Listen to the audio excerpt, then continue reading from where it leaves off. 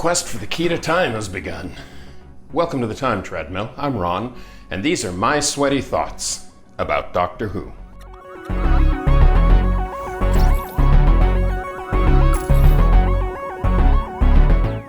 You know, it's funny, the synchronicities of life. It's October, so I've been watching a bunch of horror movies lately.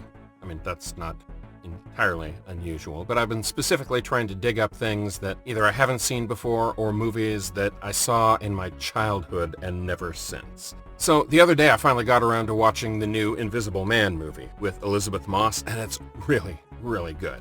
And I was telling my friend Chuck about it, and one of the things I mentioned is that one of the key actors in the movie is the same actor who played Hardison on Leverage.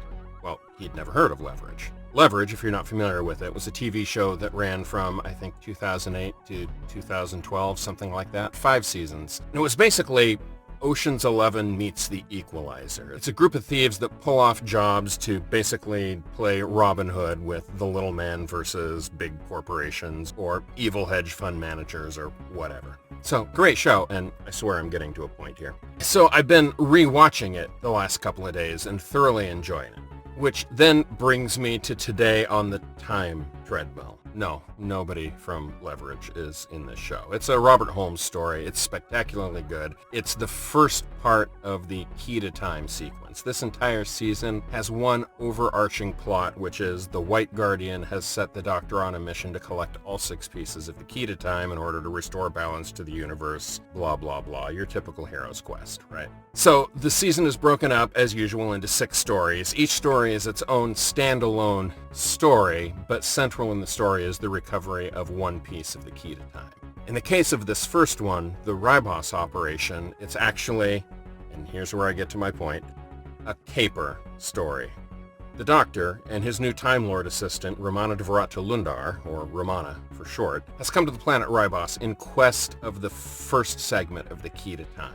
This is a planet that has not made alien contact yet. Well, that's not entirely true. Alien contact has reached this planet. It's just that the inhabitants don't know about it, and the wider galactic community has thrown up a protected status around this planet, kind of like protected wetlands or a nature preserve. This is a planet that they haven't even developed the telescope yet. They still believe the world is flat.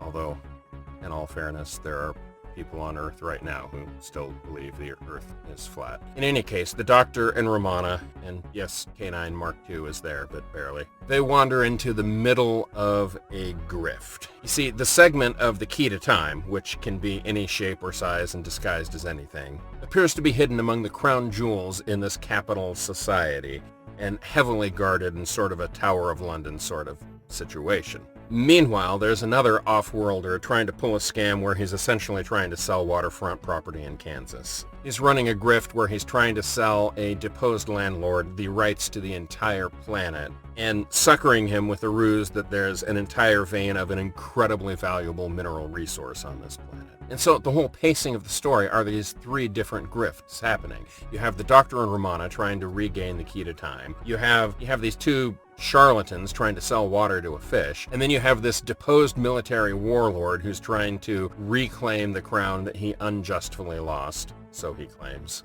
He clearly deserved to lose it. And it's just this delicious interweaving of plot elements. It's so much fun. I love this story. This is a classic Robert Holmes story, and although it's certainly not the gothic horror that he's most associated with, it is a great, fun caper story, and I highly recommend it. Tomorrow I will wrap up this story, and I am really looking forward to it. You all have a good night. I will see you tomorrow.